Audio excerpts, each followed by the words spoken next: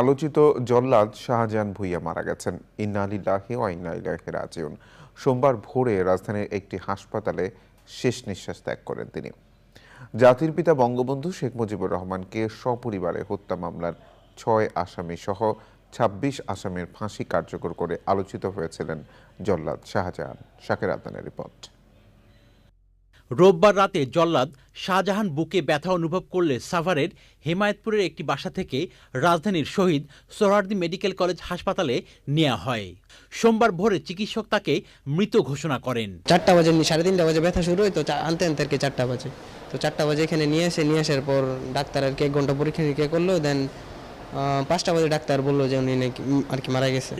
ঢাকা কেন্দ্রীয় কারাগারের রেকর্ড অনুযায়ী 2টি মামলায় সাজাপ্রাপ্ত হয়েছিলেন শাহজাহান ভূঁইয়া। একটি ডাকাতি করতে গিয়ে হত্যা মামলা এবং আরেকটি অস্ত্র আইনি মামলা। এই 2 মামলায় 1991 সালের 17 মে থেকে কারাগারে ছিলেন শাহজাহান। 2 মামলায় তার সাজা হয়েছিল 42 বছর। ফাঁসি কার্যকর ও অন্যান্য কারণে তার সাজার মেয়াদ কমিয়ে 32 বছর করা হয়েছিল। ওই সাজা শেষ হওয়ার পর গত বছরের 18 জুন শাহজাহান ঢাকা কেন্দ্রীয় কারাগার থেকে মুক্তি পান।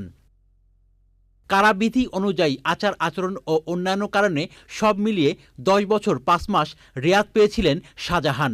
সাজা খেটেছেন 31 বছর 6 মাস 2 দিন। কারাগারে থাকা অবস্থায় 26 জনকে ফাঁসিতে ঝুলিয়েছেন শাহজাহান। প্রধান জল্লাদ হওয়ার পর প্রথম ফাঁসি দেন আলোচিত একটি হত্যা মামলার আসামি হাসানকে।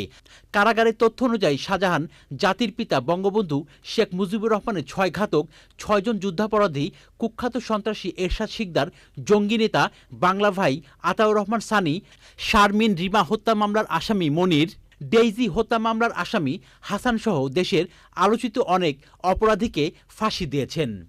শাহজাহান ভূঁইয়া 1950 সালের 26 মার্চ নরসিংদীর পলাশ উপজেলার ইছামতি গ্রামে জন্মগ্রহণ করেন।